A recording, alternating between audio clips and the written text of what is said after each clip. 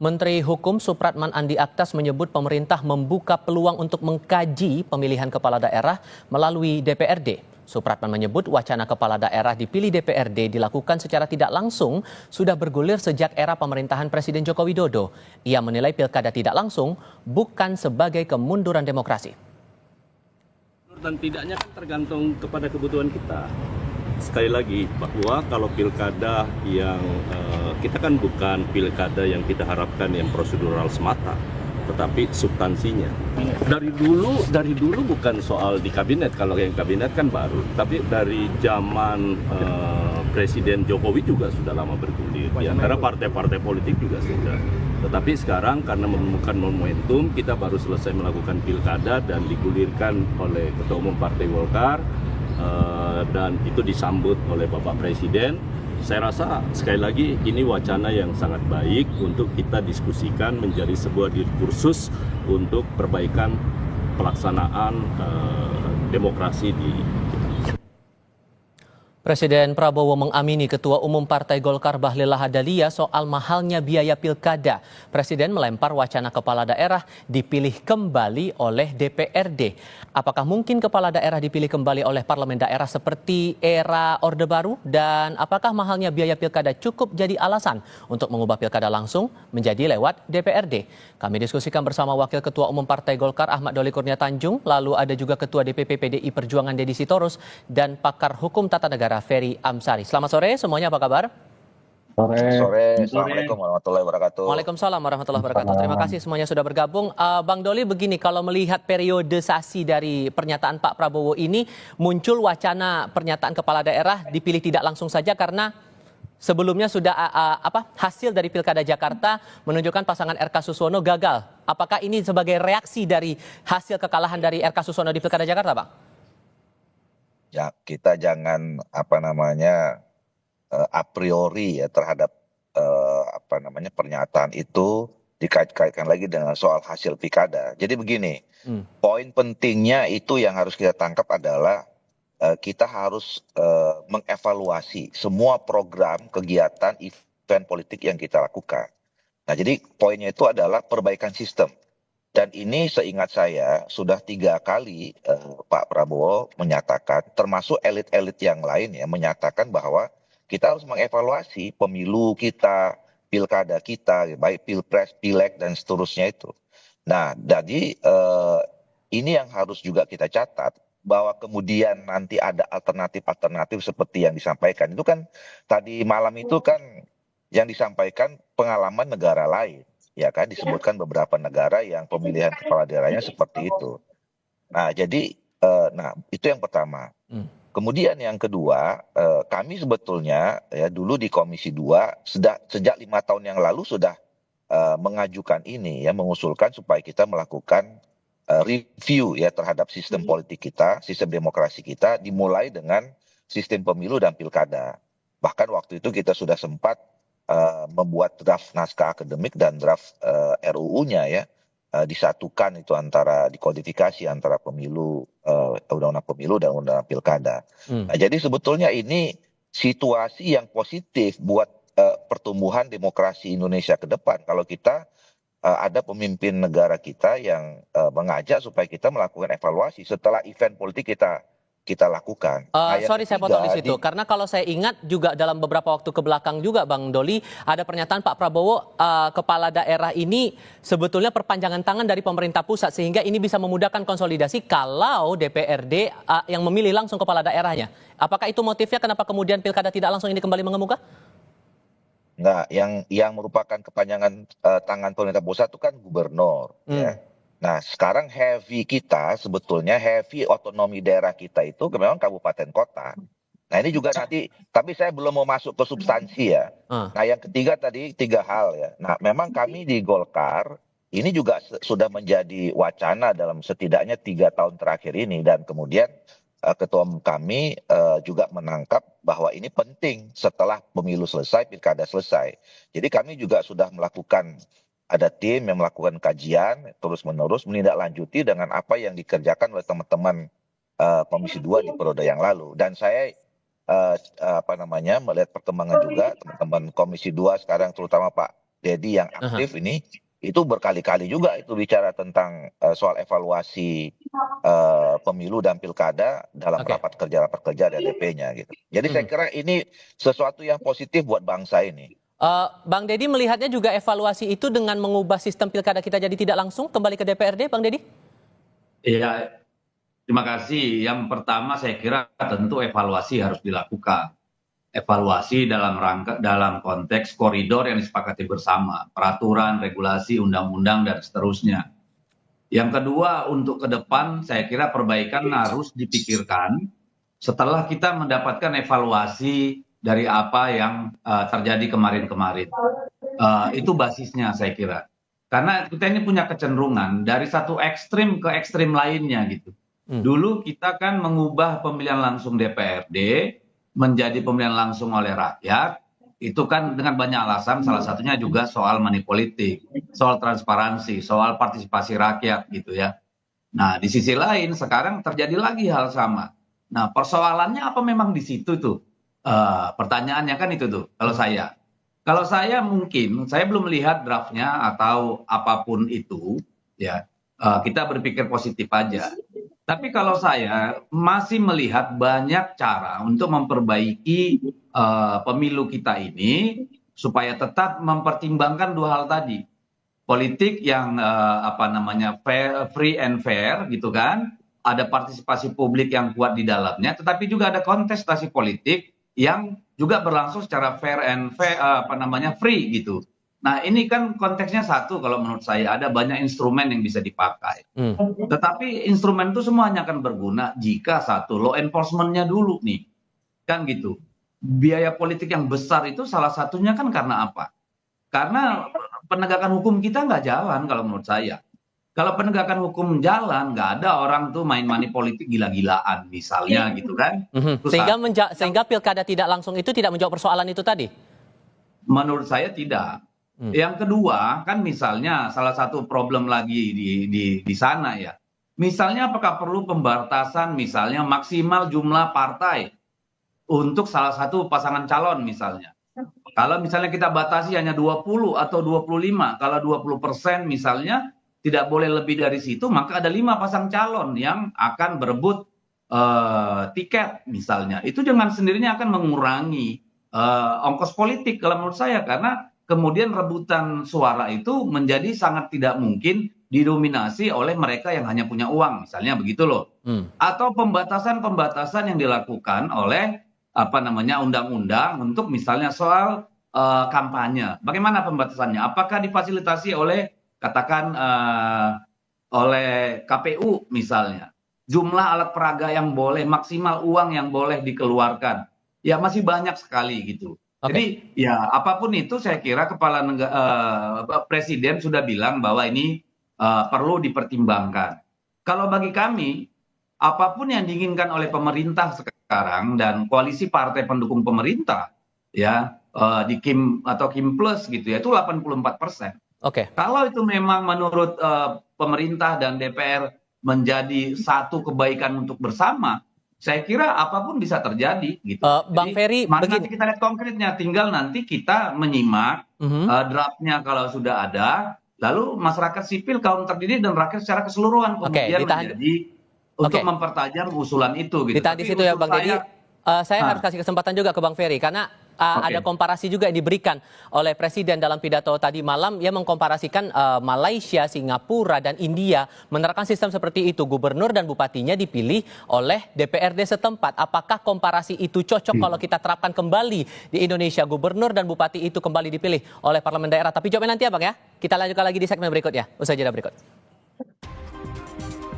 Kita lanjutkan lagi diskusi, Bang Ferry. Pertanyaan saya di segmen sebelumnya, komparasi yang dibawa oleh Presiden menyamakan dengan Malaysia, Singapura, India bisa menerapkan pemilihan gubernur dan bupati oleh DPRD. Kita bisa kembali ke sana atau tidak? Pertama, pernyataan Presiden itu kalau tidak ingin dikatakan punya banyak masalah pemahaman, atau memang beliau memang punya kepentingan politik untuk mengarahkan kita terhadap apa yang dikatakan. Pertama, kesalahannya ini masih bicara evaluasi, tetapi kesimpulan sudah disampaikan kemana-mana. itu saja sudah tidak tertib dalam upaya mengevaluasi pilkada ini. Kedua, contoh yang beliau sampaikan itu kan salah. Malaysia itu sistemnya parlementer. Tentu modelnya ya seperti itu. India dan Singapura adalah sistem pemerintahan campuran. Dia ada penggabungan pola. Jadi 3 negara yang dijadikan contoh itu ngawur gitu ya. Tidak tepat, salah dalam memahami konsep bentuk sistem pemerintahan, dan itu bagi saya contoh-contoh yang dibangun dan dipilih untuk membangun alibi. Ketiga, soal biaya yang mahal sebagai alasan. Menurut saya itu juga alasan dan argumentasi yang bermasalah. Karena sebenarnya kita paham semua upaya memindahkan konsep pemilihan menjadi tidak langsung lebih daripada upaya konsolidasi yang lebih mudah memenangkan berbagai pertarungan. Jadi, elit yang berkuasa saat ini sedang merencanakan mau menguasai banyak hal termasuk dalam proses pemilihan kepala daerah, dan bagi saya tidak tepat. Ini tidak hanya merugikan teman-teman PDIP, tetapi bukan tidak mungkin teman-teman Golkar juga akan mengalami kerugian. Dan kalau kemudian ini bicara mahal, bukankah kalau kemudian demokrasinya menjadi tidak langsung dan dilakukan di parlemen, mereka juga akan mengeluarkan uang, hanya jumlahnya sudah bisa dikendalikan. Karena anggota parlemen tahu jumlahnya, kebutuhan anggaran untuk kemudian terjadi politik uang juga sudah bisa ditentukan. Anda mau Sementara katakan di bahwa publik, sebetulnya mau pilkada langsung pun sebetulnya bisa dibikin efektif efisien begitu? Kalaupun bisa, pada hal apa begitu agar bisa efektif efisien itu? ya, misalnya kalau mau bicara efektif, bukankah selama ini diketahui teman-teman penyelenggara membazirkan banyak anggaran negara soal kepemiluan? Bisa dilihat tiap bulan melakukan pertemuan di ibu kota, padahal melalui Zoom juga bisa dilakukan. Bisa dilihat bagaimana penggunaan pesawat jet untuk kebutuhan yang dirasa tidak perlu juga dilakukan. Teman-teman penyelenggara tidak efektif, bukan saja mereka bekerja tidak efektif dan efisien, mereka juga menjadi alat-alat kepentingan teman-teman partai politik yang dominan. Di titik tertentu kita bisa mengetahui itu membebankan banyak hal. Program-program mereka tidak tepat sasaran untuk penyelenggaraan pemilu yang baik. Ya. Oleh karena itu, biaya mahal ini bukan soal pemilu langsung atau tidak langsung, tetapi soal kepentingan, bagaimana mau mengendalikan seluruh hal secara terpusat, dan kedua, membuka ruang orang-orang tertentu dapat menjadi kepala daerah. Saya tidak terbayang kalau ini juga bagian dari jalan agar anak mantan presiden juga punya kesempatan untuk menjadi kepala daerah jauh lebih mudah. Nah, Dan ini kan sekali lagi bicara nepotisme dan relasi kekeluargaan. masalah hak memilih dan dipilih juga dikritisi di sini Bang Doli kalau kemudian wacana pilkada tidak langsung ini kembali mengemuka. Gimana posisi Anda, terutama Anda di Komisi 2 di fraksi Partai Golkar untuk saat ini? Iya, saya setuju ya bahwa kita ini harus mulai dari evaluasi gitu. Isunya apa saja tuh. Dan saya termasuk orang yang dari dulu mengatakan bahwa isu soal politik biaya tinggi itu harus kita jadikan pertimbangan untuk kita hilangkan. Nah, caranya bagaimana gitu, itu yang nanti kita akan cari. Apakah kemudian kita belum bisa menyimpulkan ya, apakah misalnya mengurangi biaya politik tinggi itu harus kesimpulannya merubah langsung pemilihan kepala daerah itu ke DPRD. Kita belum sampai ke situ. Tapi intinya adalah politik biaya tinggi ini sudah membahayakan.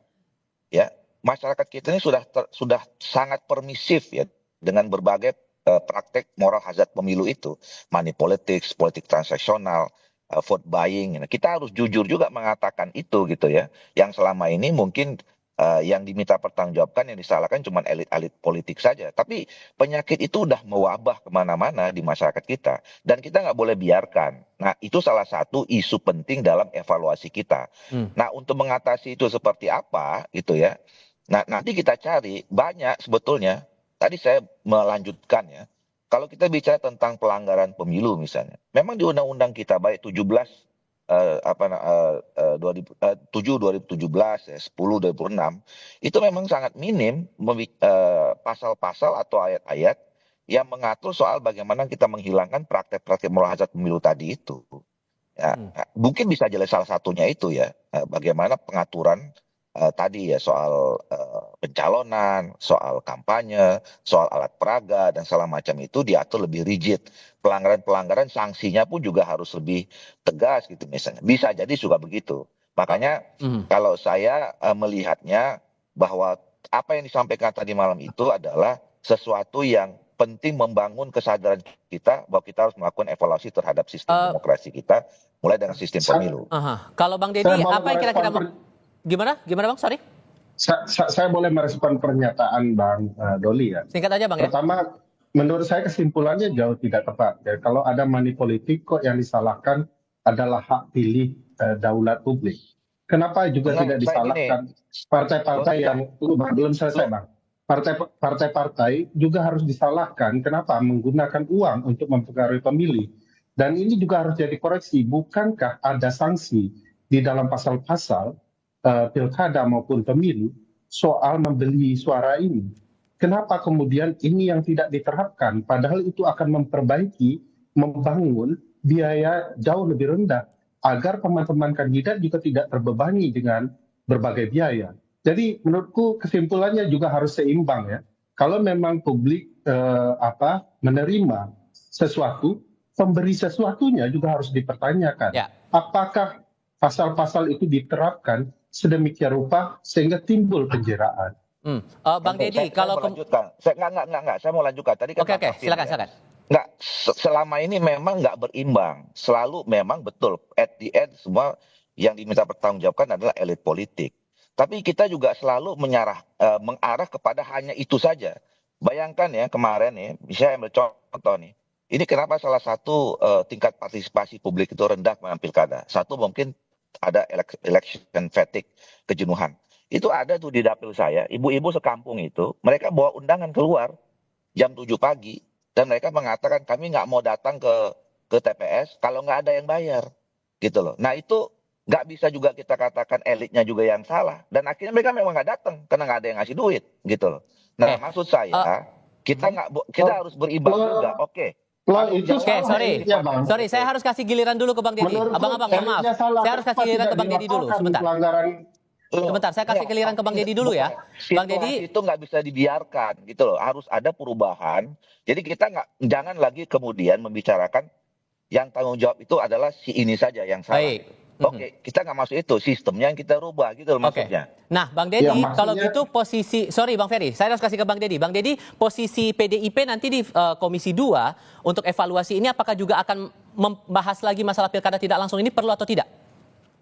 Ya, tadi kan saya sudah bilang ya, kami kemarin di rapat terakhir dengan penyelenggara pemilu kan sudah minta supaya nanti Komisi 2 mengadakan evaluasi terhadap pelaksanaan pemilu kemarin bersama Bawaslu, KPU, dan Kementerian Dalam Negeri yang menjadi mitra kami gitu. Nah, kami baru bisa mengambil sikap dari situ, belajar dari situ, ya, juga menerima masukan dari para akademisi, dari para intelektual, dan dari para teman-teman partai politik juga, supaya kemudian kita bisa mendapatkan rumusan yang terbaik gitu. Dan sejauh ini sikap fraksi udah ada belum, Bang? Kenapa? Sikap fraksi udah ada sejauh ini atau belum masalah pilkada tidak langsung? Belum lah, orang ini baru dilontarkan tadi malam, terus kita punya sikap fraksi itu gimana ceritanya? Urusan Republik nggak bisa diputus kayak gitu, brother. Kita duduk dulu tenang. Tadi kemarin wacana itu sudah disampaikan oleh Pak Presiden. Kita tunggu bagaimana sikap resmi pemerintah, kan gitu nih. Namanya wacana kan kita nggak perlu berlebihan juga. Kalau dia nanti tidak menjadi langkah politik, kan kita ini membahas sesuatu yang sambil lalu. Lalu nanti kita evaluasi penyelenggaraan pemilunya gitu, baik pilpres, pileg hingga pilkada kemarin gitu. Karena kita punya waktu yang panjang nih, 4 tahun, 5 tahun gitu ya. 4 tahun lah katakan untuk menyiapkan pemilu yang lebih baik dari kemarin-kemarin gitu. Dan menurut saya bagian di mana partisipasi publik itu dihilangkan dan akuntabilitas partai politik maupun para calon, juga institusi penyelenggara negara tidak menjadi bagian dari perbaikan itu, maka kita sedang berjalan mundur gitu. Jadi kita tunggulah semua, kan baru tadi malam masih fresh from the oven gitu. Terlalu banyak kita komentari juga belum tentu ini barang bentuk wujudnya kayak apa nanti gitu. Oke, Bung Ferry, singkat saja. Merespon ini tadi gimana? Apakah perlu diperjuangkan juga atau tidak? Ya, pertama, kita ketahui kalau soal biaya tinggi itu yang salah tidak hanya pemilih, tapi juga peserta. Oleh karena itu, fokus penghukuman di ruang pembentukan undang-undang yang baru hanya tidak didekati ke kedaulatan publiknya, tetapi bagaimana memastikan money politik atau politik berbiaya tinggi dan lain-lain itu bisa betul-betul diperbaiki di masa depan. Kan ada banyak sanksi ya, misalnya ada cerita pembubaran partai politik melalui Mahkamah Konstitusi kalau kemudian melanggar hal-hal atau nilai-nilai yang kemudian dianggap melanggar ketentuan konstitusi dan undang-undang. Ada upaya pembenahan dan penataan bagaimana memastikan sanksi atau teguran politik yang berbiaya tinggi kalau menggunakan money politik itu juga bisa dilakukan. Dan kedua, menurut saya ide ini sudah cacat dari awal ketika kita melihat bagaimana publik dari era Pak SBY sudah mengkritik ini, jangan ambil daulat kami. Lalu kemudian partai politik memutuskan sendiri, presiden memutuskan sendiri. Kan mereka kalau memang betul berani dengan gagasan ini, betul-betul benar gagasan ini, bawa dong pada pemilu kemarin, kampanyekan, biar kami tahu siapa yang perlu dipilih dan tidak dipilih dengan gagasan ini.